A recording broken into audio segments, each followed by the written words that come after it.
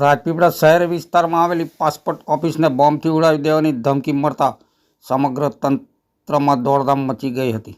ઘટનાની ગંભીરતાને ધ્યાનમાં લઈને રાજપીપળા પોલીસ અને ડોગ સ્ક્વોડની ટીમો તાત્કાલિક ઘટના સ્થળે પહોંચી હતી અને ઓફિસ પરિસરમાં તપાસ હાથ ધરી હતી.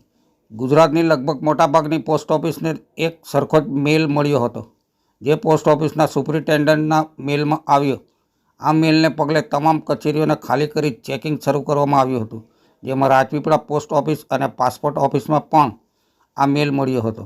રાજપીપળા પોસ્ટ ઓફિસની તપાસના અંતે નર્મદા ડીવાયએસપી PR પટેલે જણાવ્યું હતું કે હાલમાં જે વડોદરાથી મેલ મળ્યો કે બોમ્બની અફવાઓ ઉડી છે, ત્યારબાદ બોમ્બ સ્ક્વોડ તથા ડોગ સ્ક્વોડ સાથે રહી SOG PI વાળાની સૂચના અને જિલ્લા પોલીસ વડા વિશાખા ડબરાલની સૂચના મુજબ પોસ્ટ ઓફિસ તેમજ પાસપોર્ટ ઓફિસના તમામ રૂમો તથા અગાસીમાં ચેક કરતા કોઈ એવું આર્ટિકલ અને કોઈ શંકાસ્પદ વસ્તુ મળી આવી નથી.